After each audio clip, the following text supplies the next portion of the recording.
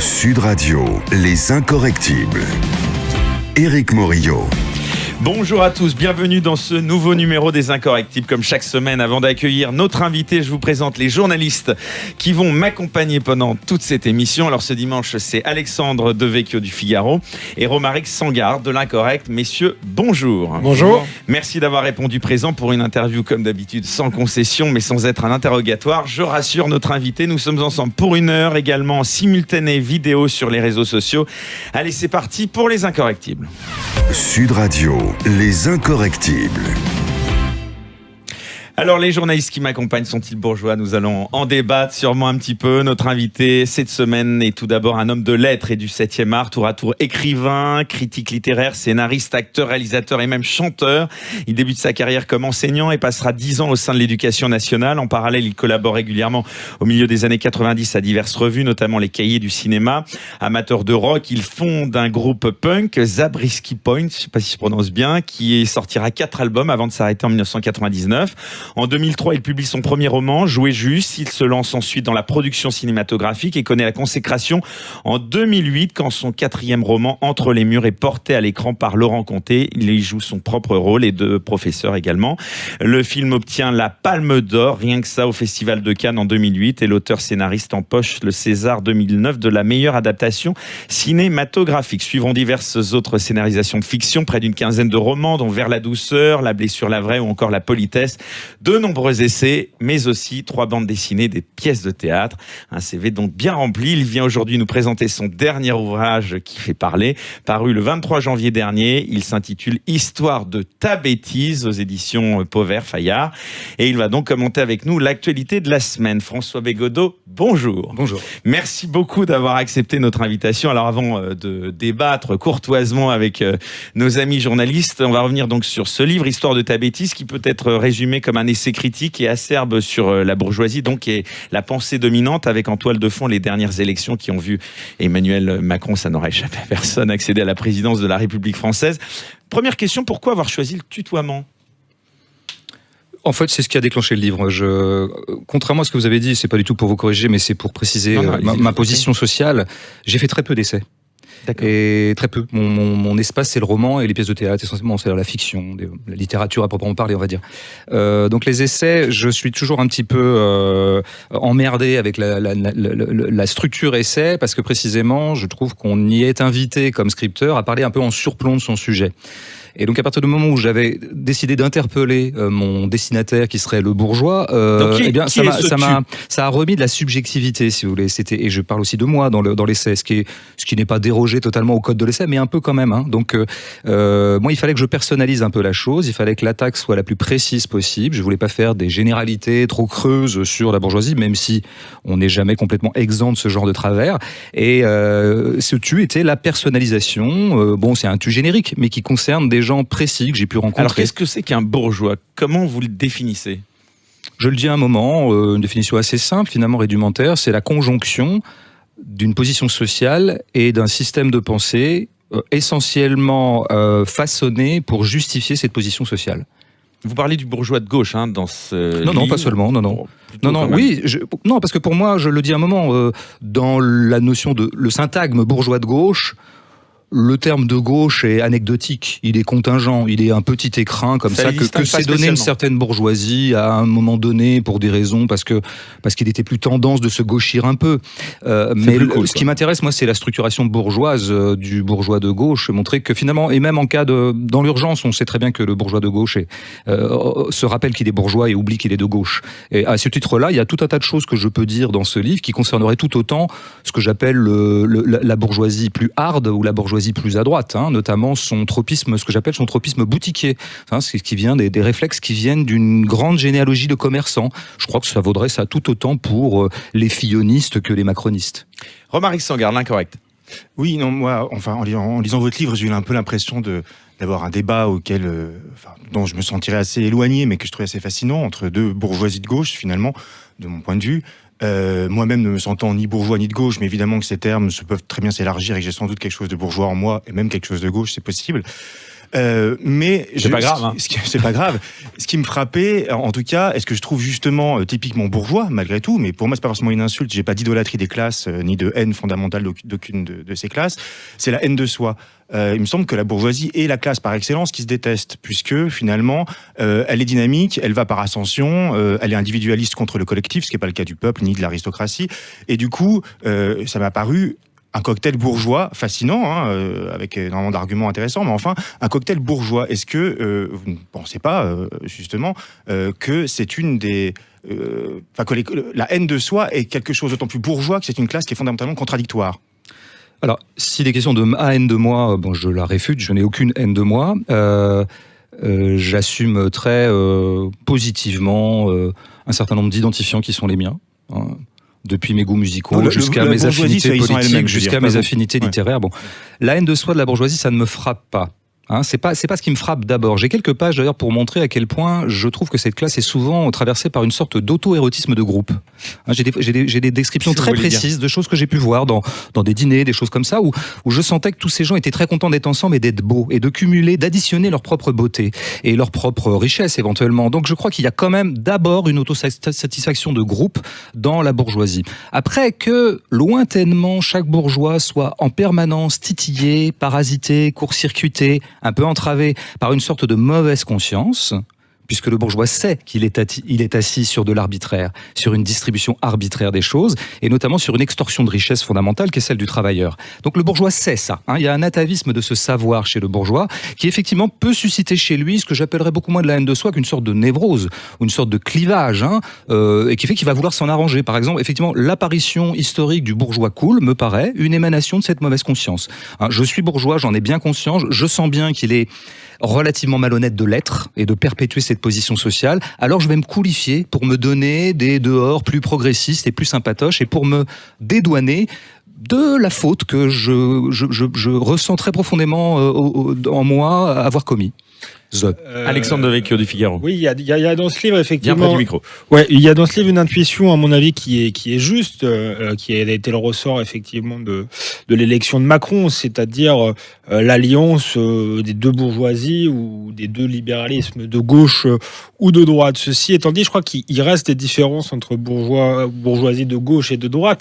La première, vous l'avez dit, et c'est l'hypocrisie peut-être. C'est peut-être pour ça, d'une certaine manière, que je pense que les classes populaires sont plus compatibles avec la bourgeoisie de droite qu'avec la bourgeoisie de gauche, parce qu'ils sont agacés par l'hypocrisie de la bourgeoisie de gauche. Et ensuite, il y a le conservatisme des valeurs. Et là, je pense qu'il y a un point commun entre les classes populaires et la bourgeoisie de droite. C'est justement sur ces valeurs, sur les questions culturelles aussi. Et je me demandais d'ailleurs si votre critique de la bourgeoisie allait jusqu'à comprendre les classes populaires quand sur les questions du multiculturalisme, de l'immigration, etc., elles n'étaient pas très propres finalement, et avaient un discours qui n'était pas forcément le vôtre quand on se souvient d'Entre les murs par exemple. François Bégodeau. Ça fait beaucoup de choses en même temps. C'est dommage. J'écris un livre sur la bourgeoisie, vous allez me parler des classes populaires. Moi, je veux bien, mais si on commence comme ça va être bizarre, cet échange. Moi, je suis là pour parler d'un livre, ou en tout cas des remarques ou des réflexions, y compris tout à fait contradictoires, que vous avez nourries en lisant ce livre. Mais si vous voulez parler des classes populaires, parlons-en. Je déteste parler à la place des classes populaires, je déteste substantialiser le peuple, c'est-à-dire lui prêter un affect dominant. Et c'est une erreur que vous faites, et dont les Gilets jaunes ont été la contestation objective et factuelle. Non pas que les Gilets jaunes se soient avérés en fait de gauche et non pas traversés par des affects, concernant l'identité culturelle ou l'insécurité culturelle, comme on dit, mais très clairement, factuellement, ce ne sont pas des thèmes qui sont advenus de ce mouvement populaire. J'en déduis donc que le peuple, les classes populaires, elles sont extrêmement hétéroclites. Moi, j'ai grandi, vous savez, dans le mouvement, dans la culture ouvrière du Parti communiste. C'était les classes populaires. Elles étaient à gauche, et sur les questions du racisme, elles étaient assez implacables. Je veux dire, il y avait une autorégulation au sein de la classe ouvrière communiste, encadrée par le Parti communiste, émancipée par le Parti communiste, qui faisait qu'il était hors de question de parler de racisme parmi nous. Donc, Je pense que d'une classe populaire à l'autre, on verra bien que, en tout cas, d'un élément du peuple à l'autre, d'un ouvrier à l'autre, d'un employé à l'autre, d'un chômeur à l'autre, les affects varient. Donc je ne crois pas que on puisse attribuer, comme d'ailleurs le font les macronistes, parce que quand ils parlent de populisme, c'est-à-dire qu'ils présupposent qu'il y aurait des affects attitrés du peuple, et notamment l'homophobie, le racisme, etc. À ce titre-là, comme je le dis dans le livre, finalement, la bourgeoisie macronienne et la bourgeoisie plus à droite, plus identitaire, plus conservatrice, se rejoignent dans la même erreur, à savoir de substantialiser le peuple et de lui prêter des affects là où le peuple, encore une fois, est très multiple. Et François Bégodeau, vous parliez des classes populaires, est-ce qu'il n'y a pas une contradiction justement, puisque vous le soulignez, vous avez démarré la vie professionnelle par une carrière d'enseignant, puis vous êtes donc entré dans cette sphère, on va dire, artistique, culturelle et médiatique. Je voulais juste ajouter quelque chose. Vous ne m'aurez jamais entendu autour de l'épisode Entre les murs. Vous ne lirez jamais dans le livre Entre les murs, dont je suis le dépositeur total. Le reste, le film, c'est pas moi. Mais je vous défie de trouver une parole de moi qui serait d'une espèce d'irénisme multiculturaliste. De moi, je dis bien, que les journalistes de gauche, les bourgeois de gauche journalistes se soient pâmés devant ce film au motif que précisément il montrait, soi-disant, une multiculturalité heureuse, joyeuse et sans problème, c'est leur problème. Mais je vous défie de trouver une seule phrase de moi qui aille dans ce sens. Vous avez conscience que de par votre ascension justement sociale, professionnelle, vous êtes passé de ce statut de classe moyenne, voire quasi défavorisé aujourd'hui, à celle des bobos aussi, parce que finalement les gens qui travaillent dans le cinéma, dans le domaine artistique, sont aussi en quelque sorte des bourgeois. Il n'y a pas de contradiction là-dedans non plus ? Oui, alors, ce qui me permet de rectifier de nouveau la petite biographie que vous avez fait. Je me suis jamais lancé dans la production de cinéma. Je ne suis pas dans le cinéma. Enfin, vous étiez scénariste, acteur et en même temps... J'ai été acteur sur un film, comme pas mal d'acteurs amateurs à l'époque. Enfin, je veux dire, je suis pas du tout acteur, je suis pas producteur, j'ai fait très peu de scénarios, et puis c'était des travaux, etc. Bref. Pour me resituer socialement, avec les choses, soyons factuels, toujours. Mon rapport au cinéma, vous savez, ce que le plus fort, le plus intense, qui m'a pris le plus de temps depuis 20 ans, et qui vient d'ailleurs de s'interrompre puisque je viens d'être viré de transfuge à cause de ce livre, c'est la critique de cinéma. Et je crois que tout le monde est bien placé ici pour savoir que la critique de cinéma, ça paye pas beaucoup. Je veux dire, c'est un vrai sacerdoce. Donc oui, en revanche, j'ai eu quelques succès littéraires, quelques succès théâtraux, qui très clairement m'ont fait accéder, comme je le dis dans le livre, à un patrimoine bourgeois, à un capital bourgeois. En revanche, dans le livre, j'essaie de me demander comment se fait-il que, accédant à ce cadre de vie bourgeois, ou en tout cas à ce cadre patrimonial bourgeois, je n'ai pas forcément épousé totalement le cadre de pensée, et alors surtout pas le cadre de pensée des bobos qui sont ma première cible, je dirais, moi j'aime pas ce mot, mais globalement, appelons ça bobo si vous voulez, qui sont ma première cible dans l'histoire de ta bêtise, parce qu'avec les bobos, je ne me suis trouvé à peu près aucun point commun en les fréquentant. François Bégodeau est notre invité dans Les Incorrectibles ce dimanche, je rappelle, qui est donc l'auteur d'Histoire de ta bêtise qui paraît aux éditions Pauvert. Il est avec nous jusqu'à 14h sur Sud Radio. On se retrouve dans un instant, toujours accompagné d'Alexandre Devecchio du Figaro et de Romaric Sangarde. L'Incorrect, à tout de suite. Sud Radio, Les Incorrectibles. Éric Morillo. De retour dans Les Incorrectibles. Le débat continue même hors antenne avec notre invité. On est ravis de l'accueillir ce dimanche. C'est François Bégodeau qui est donc l'auteur de ce livre. Quand même un peu polémique pour la gratter, vous en doutiez quand même qu'il allait faire réagir ce livre. Histoire de ta bêtise qui est paru aux éditions Fauvert, où vous parlez donc, ou plutôt vous dénoncez cette bourgeoisie qui détesterait quand même la classe populaire selon vous. Elle la voit comme une menace, cette bourgeoisie, la classe populaire, vous pensez ? Oui, je pense que si on voulait faire une hiérarchie des affects, ou en tout cas un ordre de succession des affects, je pense que la peur précède la haine. Le bourgeois a peur de la plèbe pour une raison très très simple. C'est que d'abord il sent bien que la société sur laquelle il est assis est inique. Et que donc cette iniquité, cette injustice peut produire régulièrement des mouvements insurrectionnels. Il le sait.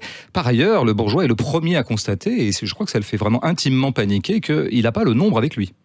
Il est même, à mon avis, le premier à s'étonner du fait qu'il règne avec un parfait magistère comme ça, relativement non partagé, alors qu'il est ultra minoritaire. Donc oui, le bourgeois a chevillé au corps la peur de l'insurrection populaire, qu'il perçoit lointainement comme juste en fait. Et donc de cette peur, découle une sorte de haine, en tout cas de dégoût, qu'il faudrait aussi croiser avec un vieux dégoût pratiquement de l'état physique du peuple, quoi. Je pense que les Gilets jaunes ont très bien documenté ça. Je veux dire, il y avait certaines grimaces faites par certains éditorialistes bourgeois devant les Gilets jaunes qui étaient quand même du ressort qui tenaient au dégoût physique, il faut le dire les choses. Il faut pas hésiter à aller parfois dans une sorte de physique sociale. Alors François Bégodeau, je le rappelle pour les auditeurs qui viendraient de nous rejoindre, donc un bourgeois selon vous, c'est, je cite, celui que tout ébranlement des classes populaires inquiète et crispe en tant qu'il menace sa place, peut sans écart de langage être nommé bourgeois. J'ai envie de savoir, moi, pourquoi avoir choisi d'abord ce thème, un tel sujet. Vous auriez pu choisir un autre angle, parler, je sais pas, de la politique de Macron. Une année, vous écrivez d'ailleurs, je crois, un livre en cours en ce moment là-dessus. Non, vous m'avez pas dit ça tout à l'heure, Antoine, j'ai compris. Bon, enfin, en tout cas, pourquoi vous avez choisi cet angle-là? Vous auriez pu faire une analyse de la montée, je sais pas, de Marine Le Pen, avoir un prisme plus politique, on va dire. D'abord, c'était une suggestion d'une éditrice, je dois le dire, mais qui a croisé un vieux projet que j'avais vieux projet, tout est relatif, en tout cas depuis 5, 6, 7 ans, qui était de parler de la bourgeoisie. Puisque précisément, en débarquant dans la bourgeoisie culturelle, que je ne connaissais pas, que j'ai passé mes années 90 très très loin d'elle, à la fois dans des collèges GEP, dans des squats punk rock et dans des facs de lettres désargentées qui bouffaient du kebab et buvaient de la Cronenbourg. Et là, je débarque grâce à mon premier livre qui est relativement en vue, Jouer juste, dans ce qu'on pourrait appeler le champ culturel. Et je me rends compte très vite qu'il est investi par la bourgeoisie. Je dirais même qu'il est surinvesti par la bourgeoisie. Il y a de la bourgeoisie à tous les bouts, ce que je ne pressentais pas de l'extérieur. J'avais presque intériorisé cette idée un peu plouque et provinciale que le milieu culturel est super de gauche. Non, en fait, il est bourgeois de gauche éventuellement, mais il est surtout bourgeois et c'est ce qui m'a frappé. Et donc j'ai fini par accumuler, à ce moment-là, j'ai accumulé beaucoup d'observations dans les festivals littéraires, un peu dans les médias où j'ai foutu un pied ou deux. Je faisais une chronique à un moment sur Canal. J'ai participé à l'émission Le Cercle sur le cinéma, Frédéric, faisant de la critique de cinéma. Très sous-payé.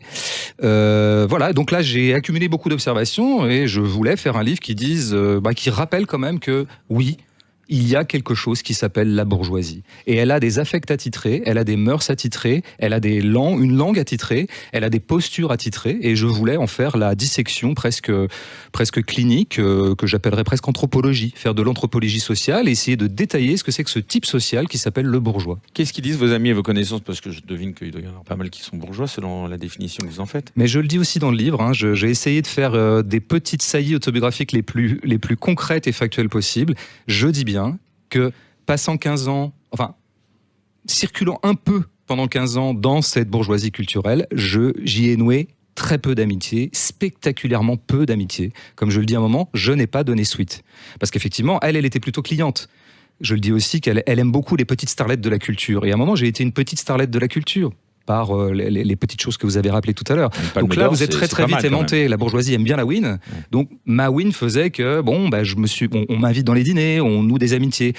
Tous ces gens seront témoins du fait que je n'ai pas donné suite et que, comme on dit, j'aime pas ce genre de terme. Vous n'aviez même pas été, les Césars ont eu lieu vendredi. Moi, vous m'avez dit tout à l'heure en antenne, vous n'aviez même pas été au César, la remise de votre. Ça, vous voyez, c'est ce que j'appelle un fait.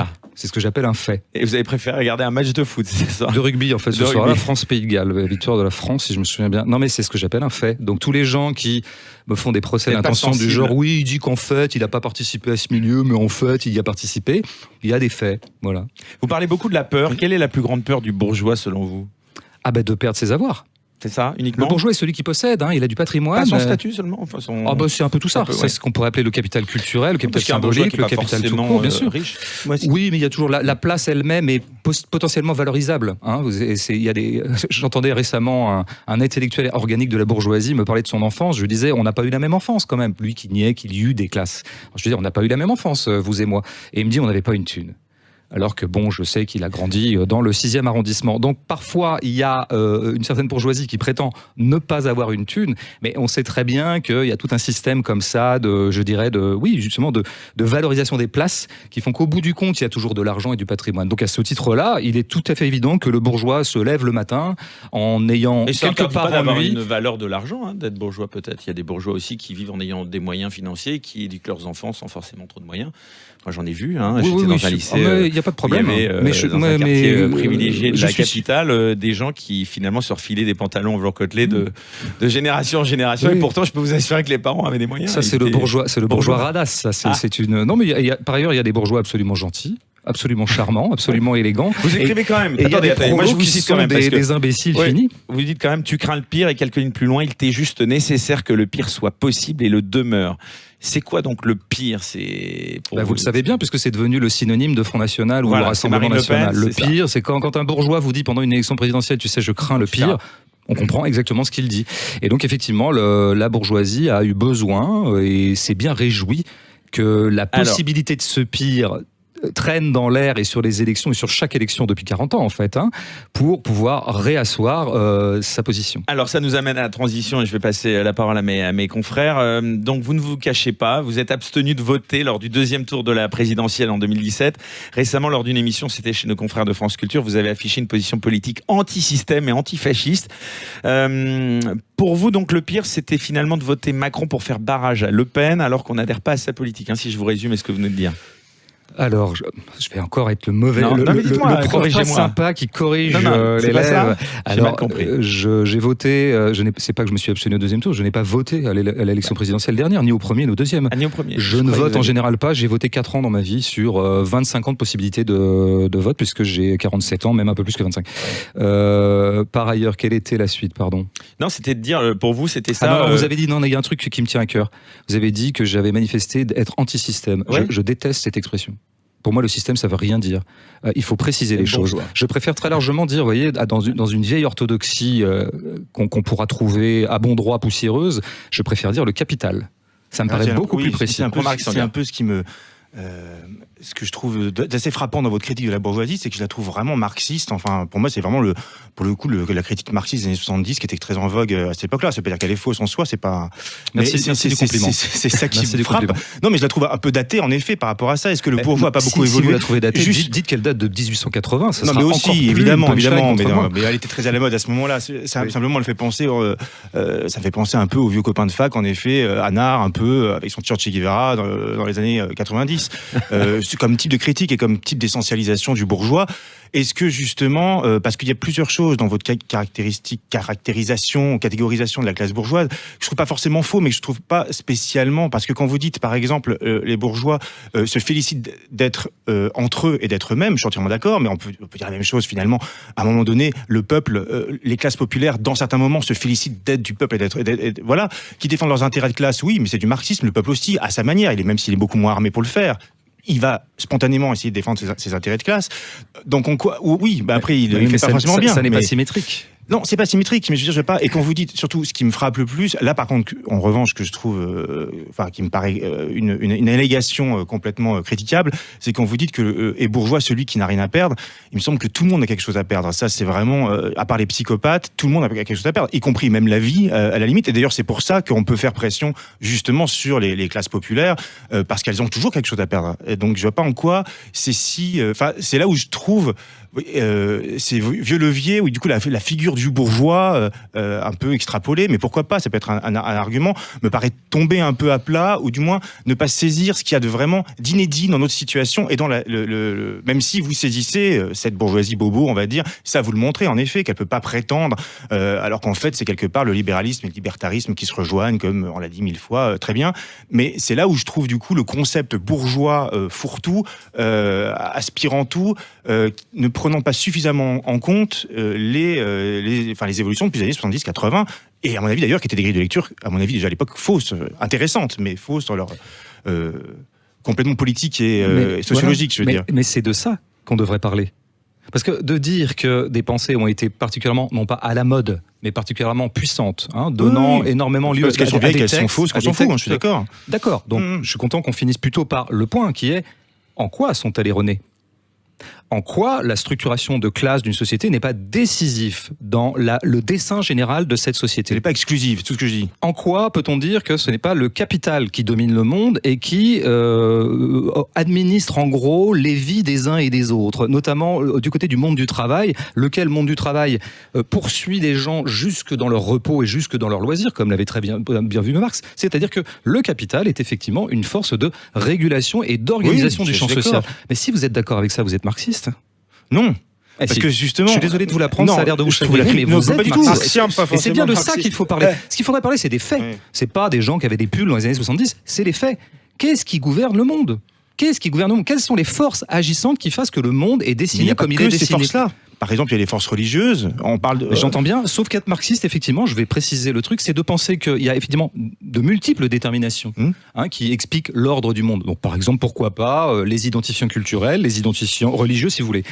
c'est vrai que le postulat marxiste, en tout cas plutôt je veux dire, l'après-coup de la réflexion de Marx, c'est de considérer qu'il y a une détermination des déterminations. Oui, et que toutes ces déterminations tout à fait opératoires, c'est intéressant de voir les clivages religieux, des choses comme ça, sont en dernière instance surdéterminées ou prédéterminées par l'économie, les rapports de classe, les rapports de production, des choses comme ça. C'est le présupposé que je trouve faux. Le débat qu'il faudrait qu'on ait, c'est prenons une situation donnée et voyons quelles sont les forces qui agissent véritablement. Et là, on aurait un débat sérieux, parce que ça serait un débat sur le réel. Donc prenons une situation donnée. Qu'est-ce qui en ce moment pollue la planète ? Est-ce que c'est les clivages religieux qui polluent la planète en ce moment ? Est-ce que Monsanto est animé par une option religieuse, téléologique ou métaphysique, ou une option culturelle ? S'il y avait un grand califat organisé par Daesh avec l'argent du pétrole, je pense pas qu'il... Mais il n'y a pas. Oui, mais il n'y a pas. Simplement, les forces agissantes existeraient aussi. Elles existeraient ailleurs. Vous avez remarqué quand même. Je veux bien que l'État islamique ait été vraiment une des manifestations les plus barbares de l'histoire de l'humanité. J'entends bien, il n'y aura pas débat entre nous. Mais regardez, 2014, 2019, on vient de clore. Alors que par contre, la grande histoire du capitalisme destructeur et prédateur de la planète, celle-là, elle a commencé, je dirais, il y a 500 ans au sens large, avec une grosse accélération exponentielle depuis 50 ans. Mais vous allez pas. Parle-t-on exactement ? Est-ce qu'on parle du réel ou pas ? Non, parlons du réel. Moi, on va en parler dans un petit instant justement. On reste encore une demi-heure ensemble avec notre invité François Bégodeau, donc auteur de ce livre Histoire de ta bêtise aux éditions Pauvert. On revient dans un petit instant et on parlera de politique et d'actualité également. Sud Radio, les incorrectibles. Éric Morillo. De retour dans Les Incorrectibles ce dimanche jusqu'à 14h. Nous sommes avec François Bégodeau à l'occasion de la sortie de son livre Histoire de ta bêtise aux éditions Pauvert. Alors juste avant de s'interrompre, c'était donc Alexandre Devecchio qui vous interrogeait. Juste un mot, vous montrez également critique envers la pratique électorale. En cela, vous rejoignez un certain Étienne Chouard, une figure adoubée des Gilets jaunes que nous avons d'ailleurs reçu sur ce plateau. Vous parlez lui dans la préface de votre livre que l'on trouve donc sur votre site internet et vous écrivez, parlant du bourgeois qu'il découvre, je vous cite, ce nom t'est venu par l'intercession de Ruffin. Avant cet épisode, tu n'avais jamais entendu parler d'Étienne Chouard, pas même en 2005 où tu te contenteras de l'information dispensée par tes organes officiels. Et un peu plus loin, vous dites, dès l'entrée du vaste domaine embrassé par la réflexion de Chouard, une rumeur soigneusement colportée par tes pairs te dispense de t'aventurer davantage. Il paraîtrait que Chouard a une ou deux fois dit qu'il ne s'interdisait pas de discuter avec Soral. Pour toi, c'est une raison suffisante de ne pas l'écouter. Tu ne savais rien de Chouard, tu n'en sauras rien de plus que sa notation dans ton barème moral. C'était important de dire cela ? C'est une fausse préface. Je l'ai posté sur Facebook le jour de la sortie du livre parce que je trouvais que les événements récents étaient de nouveau une illustration de ce que j'essaie de démontrer dans le livre. C'est une sorte d'hommage à Étienne Chouard, l'un des pères du RIC. En fait, je suis très surpris depuis la sortie du livre d'une seule chose, parce que c'est vrai que disons, les tensions qu'il suscite ne m'étonnent pas. Le livre ou Étienne Chouard ? Le livre, je vais venir à Étienne après. Ce qui m'étonne, c'est qu'on me parle très très peu de ce qui est son thème affiché en titre. Ce livre propose de faire une généalogie de la bêtise bourgeoise. Pourquoi la bourgeoisie est bête alors qu'elle a un cerveau hyper bien foutu ? Pourquoi est-ce qu'elle énonce si régulièrement et si récurremment et de façon presque frénétique des énoncés bêtes ? Eh bien, par exemple, ce que vous venez de lire, le petit passage que je fais à propos de la vision qu'ont, par exemple, les journalistes bourgeois sur Étienne Chouard, c'est ça la chimie de sa bêtise. C'est-à-dire qu'il y a un penseur qui est Étienne Chouard, très conséquent, très dense, moi qui m'a beaucoup nourri à partir de 2005, puisque c'est à ce moment-là qu'Étienne nous a rendu un grand service, notamment sur le TCE, etc. Et qui est très peu invité dans les médias. Et depuis, je l'ai suivi beaucoup, je l'ai écouté, j'ai vu des conférences, etc. Ça m'a beaucoup nourri en termes de réflexion sur la démocratie. Bon, ça c'est mon attitude à moi devant la pensée. Quelle est l'attitude de la majorité des journalistes bourgeois devant Étienne Chouard ? C'est de penser par connotation. Ils auraient appris vaguement, sans jamais l'avoir lu ni écouté, que censément, à un moment, Étienne n'aurait pas complètement réfuté l'hypothèse d'aller parler avec Alain Soral. Ça y est, ça suffit aux bourgeois. Il a son raisonnement connotatif, machin connote truc qui connote machin. Il a son raisonnement moral, parce que tout est moral pour le bourgeois, notamment cette bourgeoisie dite de gauche que je décris, qui a des réflexes comme ça en permanence de juge d'instruction, en fait. Et un juge d'instruction, ça peut être très utile à la société, mais ça ne pense pas. La pensée, c'est pas ça. La pensée, elle est beaucoup plus ouverte que ça. Elle n'a pas pour horizon la répression, la punition, le châtiment ou l'extorsion d'aveu. Quand vous avez pour seul horizon ces 4 modalités-là, vous ne pensez pas. Donc tous ces gens ont de nouveau perdu une occasion de s'ouvrir à une pensée qu'on n'est pas obligé de partager. Moi, je la partage, mais on n'est pas obligé de partager le chouardisme. Il ne serait pas d'accord avec ce isme d'ailleurs, mais en revanche, c'est une pensée puissante. Donc à force de se mettre à côté de la puissance, c'est ce que je dirais aussi en dernière instance pour revenir à ce qu'on disait sur les années 70, quand bien même on considérerait que le marxisme est peut-être, je sais pas, dépassé, en tout cas qu'il est approximatif dans son analyse de la société. Que de textes extraordinaires a produit cette lignée. Que de textes. Donc, est-ce qu'on va, sous prétexte que l'esprit libertaire n'est pas forcément en pleine forme en ce moment, on va se passer de lire, y compris des gens comme Deleuze, Foucault, qui ont produit, qui ont écrit les plus grandes lettres probablement de l'histoire de la philosophie française. Donc c'est ça, moi, c'est ce qui me frappe beaucoup dans le sociotype que j'essaie de décrire, c'est son refus de penser. Alors justement, l'actualité est dominée évidemment depuis plusieurs semaines par ce mouvement des Gilets jaunes qui est arrivé donc quelque part à point nommé par rapport à votre livre. Quel regard vous portez sur ce mouvement qui fait couler tant d'encre et qui mobilise tant d'opinions diverses, vous le soulignez? Gilets jaunes versus bourgeois, deux opposés ou pas? Toute effraction d'éléments des classes populaires dans le jeu, dans le statu quo éternel du parlementarisme bourgeois ou de l'ordre bourgeois, où les bourgeois régulent les bourgeois ou administrent la société à leur propre avantage, je finis, m'intéresse. Tout mouvement social est toujours une bonne nouvelle. Et j'ajouterais avec Rancière que tout mouvement social est toujours une victoire. C'est-à-dire qu'on peut dire, je ne sais pas, peut-être que ce mouvement va s'éteindre, il est peut-être un peu en voie d'extinction, je ne suis pas sûr en fait. Et je pense que de toute façon, quelque chose renaîtra de ça, si jamais il y a une petite extinction provisoire. Mais quand bien même, cette effraction-là, est une victoire. C'est pour ça que j'ai l'habitude de dire que tout mouvement social est une victoire. Une grève est toujours une victoire, même si elle se termine par une défaite, ce qui est hélas souvent le cas. Parce que c'est déjà toujours une victoire que des gens se rassemblent, cassent l'ordre du temps et de l'espace, se rassemblent dans des lieux qui n'étaient pas prévus, réorganisent l'emploi du temps hors des clous de l'emploi du temps qu'on leur a imposé, et pour délibérer entre eux, pour discuter entre eux, pour s'émanciper entre eux. Il y a des témoignages extraordinaires des gens qui ont fait les ronds-points sur les amitiés qui se sont nouées. Ça, je les invente pas. C'est dans le film de Ruffin qui sort bientôt. Et puis, on a eu plein de témoignages de ça. Des amitiés se sont nouées. Et l'amitié, c'est le cœur de la politique aussi. C'est sa force vive, l'amitié. À ce titre-là, ce mouvement m'émeut terriblement. Dans ce livre, vous opposez deux figures médiatiques, deux penseurs, Éric Zemmour et Raphaël Enthoven. En toute logique, on aurait pu penser que vous seriez plus proche du dernier, Raphaël Enthoven. Mais vous écrivez, je cite, à ce moment de cette confrontation, c'est de Zemmour que je me sens proche pour la raison suffisante qu'il promeut une analyse de classe parachevée par une synthèse que je pourrais signer. Macron n'a fait que rassembler la bourgeoisie libérale, jusqu'alors illusoirement scindée en un hémisphère gauche et un hémisphère droit. Tous deux aiment à parler du peuple, pourtant. Non, mais j'ai déjà commenté ce passage, je veux bien le redire. Je parle d'une scène, parce que moi, les débats à la télé m'intéressent beaucoup en tant que scène de théâtre où se révèlent des choses. Vous mettez un Enthoven devant un Zemmour, c'est très intéressant parce que celui qui parle de classe, c'est quand même le type le plus à droite. Et puis celui qui est censément de gauche, mais alors je pense que c'est un vieux souvenir en lui, l'appartenance de gauche, eh bien, se défend d'avoir produit un vote de classe, parce qu'il a évidemment voté Macron, ni même qu'il puisse y exister des classes, ce qui est quand même là proche de l'aveuglement, mais c'est de l'auto-aveuglement, comme je l'explique beaucoup dans le livre. Je crois qu'il est compliqué pour un bourgeois d'admettre que, les classes existent, et que deux, la classe dominante, c'est précisément la sienne. Est-ce que les intellectuels peuvent parler au nom du peuple, selon vous? C'est quoi le peuple, pour les auditeurs qui n'ont pas lu votre livre? D'abord, moi, j'utilise jamais le mot peuple.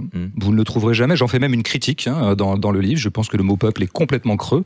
Et je crois que c'est un mot que se partagent assez bien les antipopulistes et les populistes, que se partagent, je le répète, très très bien la bourgeoisie centriste et l'extrême droite. En fait, ils se renvoient le mot peuple. Les uns sur le mode de la répulsion, les autres sur le mode d'une adhésion dont il faudra un jour étudier les zones obscures, parce que ça me fait toujours un peu marrer de voir cette bourgeoisie catholique à particules défendre beaucoup le réveil des peuples partout en Europe. Bon, ça me fait vraiment rire. Mais donc non, moi je connais pas le peuple, et quand tu as parlé au nom du peuple, je crois que ça c'est un grand apport de 68, où il disait on ne parle pas à la place du peuple. Dans le marxisme, il y a quand même les bourgeois, mais les classes populaires de l'autre côté. Alors je sais pas comment on les appelle, si on les appelle classes populaires. Les classes populaires. Ou alors si vous voulez classes populaires. Mais vous savez comment Marx disait?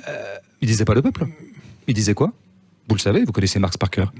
Non, mais le prolétariat, comment oui, ça, le prolétariat. C'est si Marx, c'est le 1, ça. Alors, si vous voulez, le prolétariat. Alors, disons le prolétariat. Disons le prolétariat.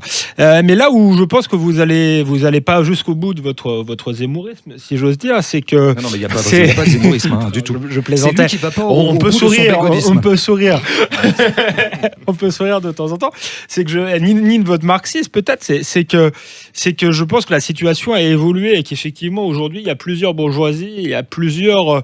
Alors je vous aimais pas le peuple, mais il y a voilà, le capitalisme est devenu mondialisé. et ça suppose une analyse plus complexe, je dirais, des classes sociales qu'autrefois. Vous l'avez dit d'une manière moqueur, mais il y a une bourgeoisie à particules qui aujourd'hui défend pas et pas forcément macroniste, que vous le vouliez ou non. Absolument.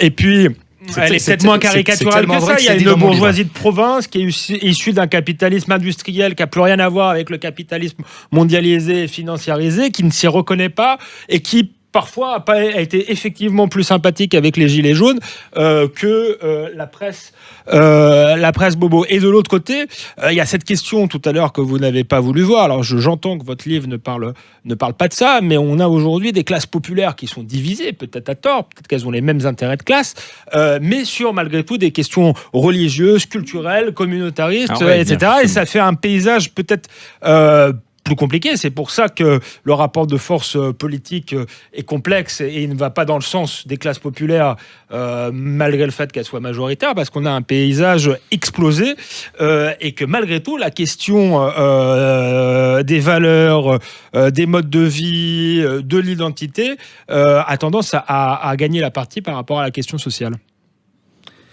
Oui, non, mais je connais bien vos mots-clés. Je les connais, je vous suis, je vous écoute, je connais bien votre position, je la respecte d'ailleurs, parce que je trouve que ça pense souvent quand vous parlez. Je le dis sans flatterie aucune. Vous avez remarqué que la flatterie n'est pas exactement mon premier mode d'expression. Pas votre part, ouais. Mais désolé, je considère que la détermination des déterminations est une détermination sociale. Je vais prendre les choses par l'inverse. En ce moment, il y a une gauche qui insiste beaucoup sur le racisme d'État, des choses comme ça, hein, qui va mettre en avance des clivages culturels, mais dans l'autre sens, j'ai envie de dire. Bon. Eh bien, donc je vais plutôt prendre cet aspect-là pour que ma démonstration ne soit pas, suspecte de sectarisme. Ce que je dis aux gens qui défendent le comité Adama et des choses comme ça, avec lesquels qui sont plutôt des amis, etc. Qu'est-ce que c'est le comité Adama? C'est les gens qui essaient d'obtenir enfin une enquête digne de ce nom autour de la mort de Adama Traoré, il y a 3 ou 4 ans, à vérifier, qui est mort sous les coups des flics. Alors après, dans des circonstances qu'il reste à établir, mais ils demandent justement qu'il y ait une enquête digne de ce nom. Ils ont raison. Ceux qui auraient tendance à, de ce point de vue-là, du coup, raciser beaucoup les choses, racialiser beaucoup le débat en disant qu'il y a un racisme d'État, qu'il y a un racisme de la police, que la société française est fondamentalement raciste, etc. Moi, je leur dis toujours, vous avez raison, il y a probablement des flics qui sont racistes. Il y a probablement... une rémanence raciste ou une persistance un peu post-coloniale dans certains comportements institutionnels. Je le dis très modérément, mais je pense à ça. Mais fondamentalement, l'épisode Adama, des flics tapant sur Adama ce jour-là, n'aurait pas eu lieu si on n'était pas dans un quartier populaire. Voilà, c'est ça la surdétermination de classe. Est-ce que je dirais inversement, effectivement, dans une vieille tradition qui est la mienne, c'est que la police elle-même fait partie des classes populaires. Mais j'entends bien. Et que son racisme n'est pas un racisme théorique. Mais le rêve de tous les anarchistes a toujours été que les flics qui étaient des frères potentiels se retournent en faveur des émeutiers. Donc vous prêchez un converti. Il n'y a aucun problème de ce point de vue-là. Bon, le pari c'est ça, c'est de dire bon. Et encore une fois, je crois que ça c'est vraiment le mouvement des Gilets jaunes. Alors justement. Nous fait marquer un point dans notre débat. Me fait marquer un point, si. Parce que les gens se réunissent autour des ronds-points et très clairement, la question de l'insécurité culturelle, je le dis avec cet euphémisme que j'aime bien, venant de Guy ou des fans de Guy, alors qu'en fait, ça veut dire racisme. Ou en tout cas, ça veut dire on n'aime pas trop qu'il y ait trop d'arabes, quoi. C'est ça que ça veut dire. On va arrêter de se planquer derrière. C'est pas du racisme en soi, de dire ça. De dire qu'il n'y a pas trop d'arabes. C'est vraiment un débat que j'ai pas envie d'avoir là ce soir. Oui, mais dites, c'est du racisme. De dire qu'il y a trop d'arabes, est-ce que c'est un peu raciste? Pas du tout. Passionnément raciste? Non, vraiment, là, c'est pas le genre de on peut pas reprocher aux gens l'esthétisme, pas du tout. De manière brute, il faut pas avoir ce dégoût non plus. Mais il m'a pas échappé qu'il y avait du racisme en France et que les classes populaires en étaient un vecteur comme d'autres classes d'ailleurs. Il y a aussi un racisme au sein de la bourgeoisie qui ne demande qu'à s'exprimer d'ailleurs dès qu'elles sont un petit peu menacées. Il y a des problèmes interethniques, tout simplement. C'est-à-dire que il y a sans doute des problèmes interethniques si vous voulez. Il n'y a aucun problème. Mais tout à fait. C'est pas une question d'éducation. Mais tout à fait. Oui, alors oui. Et dans tous les sens, en l'occurrence. Et dans tous les sens. Voilà. Absolument. Et ça passe. Et on en parlait donc tout à l'heure d'ailleurs pendant qu'il y avait une petite musique ou je ne sais quoi. Justement, on parlait de ce grand absent parce que vous me disiez, je n'ai pas voulu parler de religion ou de multiculturalisme à l'intérieur de ce livre. Et donc du coup, sans vouloir s'étendre spécialement là-dessus, mais pourquoi ce grand silence? Pourquoi alors que justement, ça paraît. Alors peut-être de manière très maladroite, peu importe, mais justement un clivage, c'est comme si on avait l'impression qu'il y avait pour le coup une certaine gauche qui essayait de nouveau de tout récupérer sur un point de vue exclusivement économique et qu'il n'y aurait plus rien d'autre. Et que, enfin, c'est un peu la démarche, il me semble-t-il, dans laquelle vous semblez être, vous, comme beaucoup d'autres d'ailleurs actuellement en ce moment. François Bégodeau, juste vous un allez mot. garder votre réponse pour un petit moment et on se retrouve juste encore un petit quart d'heure, c'est le dernier, alors restez avec nous sur Sud Radio et François Bégodeau qui revient dans un instant. À tout de suite. Sud Radio, les incorrectibles. Éric Morillo. Dernière partie des Incorrectibles ce dimanche jusqu'à 14h avec notre invité. On le remercie d'être avec nous. François Bégodeau à l'occasion de la sortie aux éditions Pauvert d'Histoire de ta bêtise. Alors juste avant, on parlait du racisme. J'aurais aimé qu'on évoque aussi l'antisémitisme dont on a beaucoup non, parlé. j'avais une réponse à apporter. C'est vrai. oui. C'est vrai. Ah, Allez-y. bah oui. C'est vrai. Allez-y. D'abord, je voudrais revenir sur une petite incidente de ce que vous avez dit. Vous avez parlé de, l'explication économique. Non. La tradition de pensée que j'essaie de perpétuer avec quelques amis, c'est de penser socialement les choses. L'économie n'est qu'une partie de ce qu'on appelle l'être social des choses. Et en fait, le grand débat, je pense, intellectuel et puissant, c'est de toujours établir jusqu'à quel point nous sommes des êtres sociaux, jusqu'à quel point nous sommes des sujets sociaux. Si on considère qu'on est des sujets sociaux au 10e, alors on a raison de ne pas être de gauche, puisqu'on serait constitué par tout un tas d'autres choses que notre appartenance sociale, sachant que l'appartenance sociale, c'est très vaste, ça, c'est pas simplement des trucs de classe. Le social, c'est pas que la pensée par classe. Ce qui me permet aussi de dire juste un truc, revenir sur le capitalisme est maintenant mondialisé, etc. Le premier penseur qui l'a dit, très bien dit, nommé, analysé, prévu, c'est Karl Marx en 1875. Donc quand même, j'aimerais le dire. Sur le silence de ce livre, un livre peut pas avoir 4000 sujets en même temps. Mais il est bien vrai, et donc là mon sujet c'était la bourgeoisie. Mais il est bien vrai que j'avais une intention dialectique rectificatrice en écrivant ce livre. Qu'est-ce qui occupe les débats presque en continu depuis 10 ans de façon frénétique, mais à vrai dire, en fait, 30 ans. C'est quand même beaucoup les clivages culturels, c'est beaucoup la question de l'islam. Je veux dire, elle est quand même 20 ans, à longueur de plateau. Oui. Ouais, bon, la première affaire du voile, Creil, déjà, c'est quelque chose, c'est 89. Ça fait longtemps, en fait. 90, on en parle pas. Et puis, comme Le Pen arrive en 84 sur la place publique, vraiment, ça fait quand même un peu longtemps et qu'en gros, finalement, je le dis dans le livre, d'ailleurs, le débat type qui se reproduit à l'envi, de plateau en plateau, avec des castings changeants, mais avec un schème général du débat qui est toujours le même, c'est en gros Glucksmann contre Zemmour. C'est-à-dire la bourgeoisie de gauche, cosmopolito truc, et Zemmour, plutôt la droite, identitaire, nationale, bonapartiste, souverainiste, je veux pas le caricaturer, il rectifiera de lui-même. Et ça, c'est en bout. Moi, j'arrive, et c'est ce que j'appelle, moi, la tradition de pensée dans laquelle je me sens le mieux et dans laquelle je me sens puissant et qui me convient, elle est absente en permanence, et c'est ce que j'appelle le tiers absent.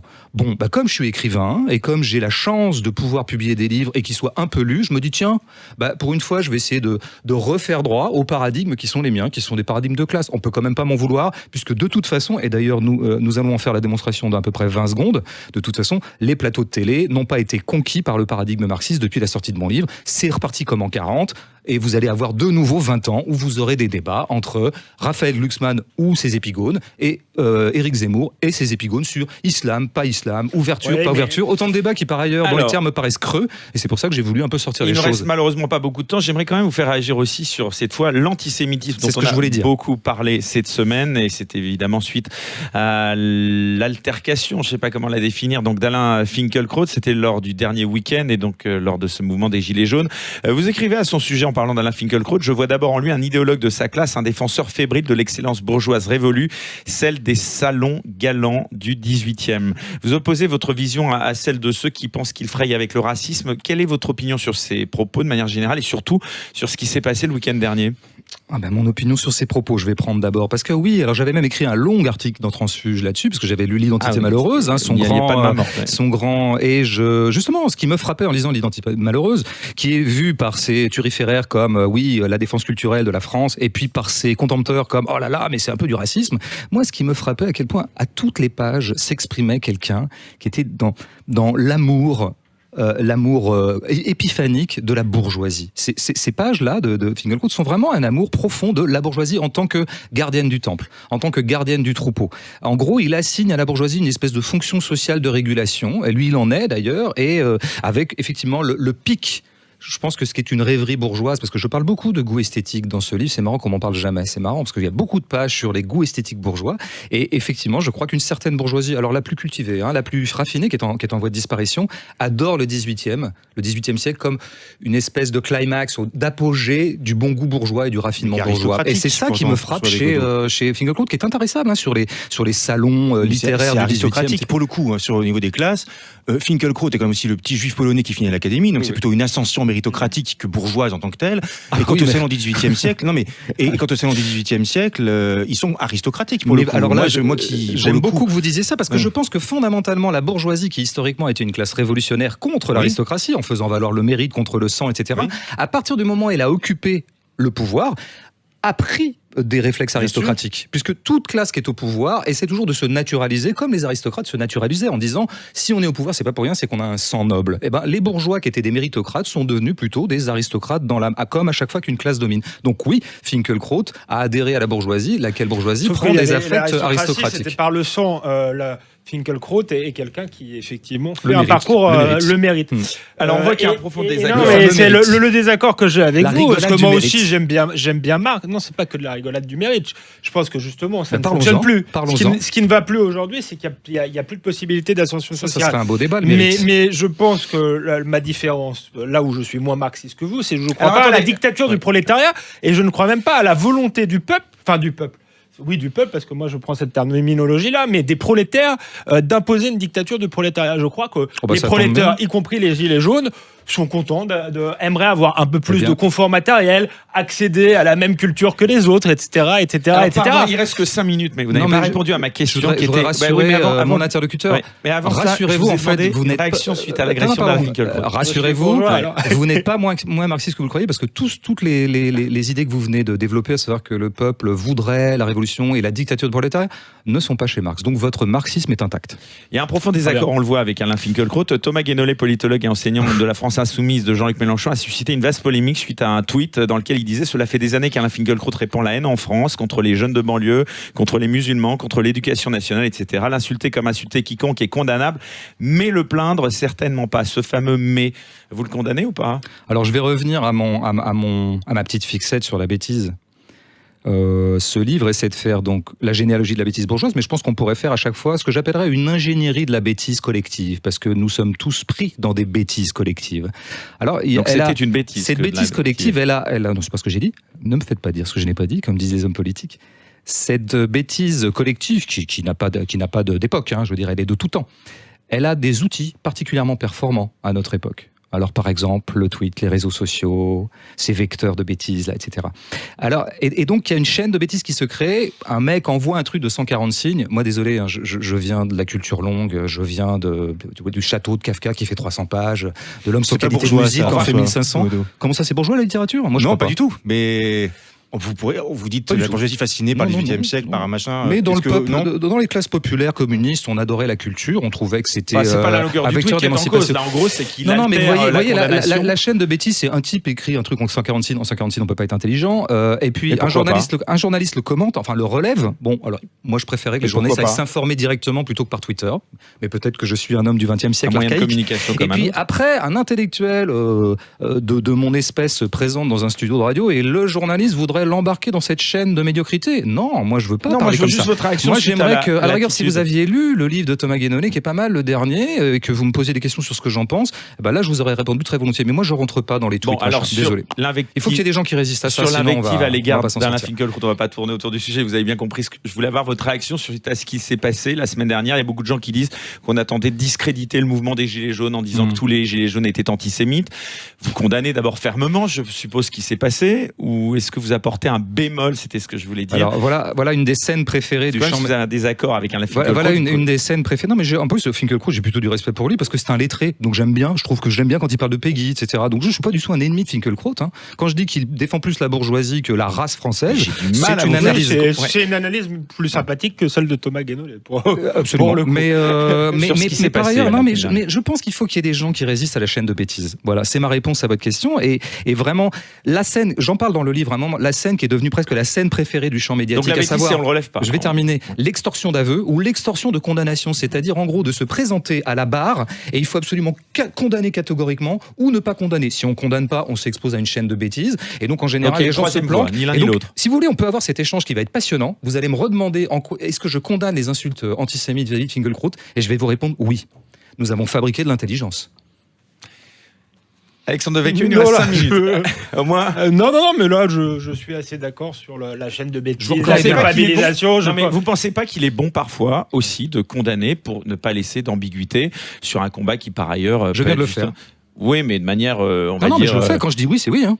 D'accord. Mais je trouve que c'est pas passionnant comme moment intellectuel. Mais c'est aux autres d'en juger, ça c'est votre avis. Comme moment moral, c'est pour la Vous trouvez santé. qu'on en fait trop. Pour c'est la ça que vous santé voulez dire, morale de alors. la société, c'est sans doute très important, mais c'est vrai que la santé morale de la société n'est pas mon obsession. Vous avez trouvé qu'on en a fait peut-être trop. Ça peut être aussi un parti pris. Oui, là on est en train de rentrer dans la chaîne de bêtises parce que vous me demandez de commenter à quel point je commente pas, et moi je commente le fait que vous commentez le fait que je commente pas, et ça fait 3 minutes qu'on a un échange qui est pas super. Achevons sur l'abolition de la propriété privée, puisque vous en parlez.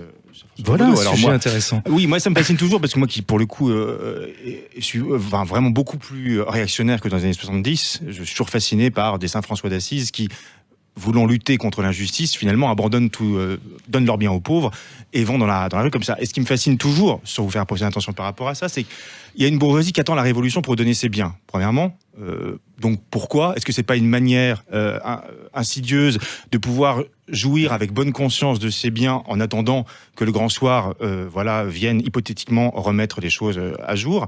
Et deuxièmement, je sais plus, mais si deuxièmement, Allez, c'est pour très vous vite, taquiner juste sur l'abolition de la vie privée, les disciples de Reich et Marcus dans les années 70 allaient jusqu'au plan de mettre en commun les moyens de jouissance, pourrait-on dire, avec des communautés hippies où le couple était considéré Allez, la comme une réponse. extension à la C'était propriété le bon privée.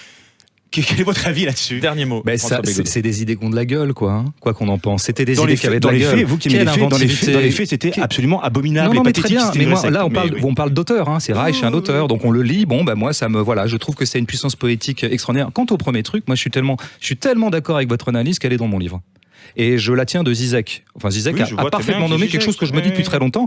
Effectivement, pour une part, j'espère pas complètement, mais pour une part, des gens comme moi de gauche radicale et ayant une vie relativement confortable, finalement, ils ont effectivement beau jeu de pointer un horizon radical de la politique dont ils savent fondamentalement qu'il est très improbable, de sorte que finalement, ils sont relativement à l'aise. Mais j'ai trouvé d'ailleurs un extrait du journal de Jean-Patrick Manchette récemment qui dit à peu près ça en 72 déjà. Donc ça fait très longtemps que l'intellectuel de gauche radicale petit bourgeois se s'est relativement clivé.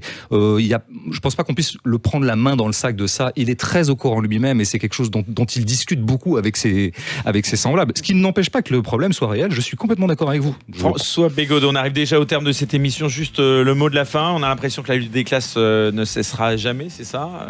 François Boulot, par exemple, qu'on recevait ici récemment, nous disait qu'il craignait même peut-être un risque de guerre civile.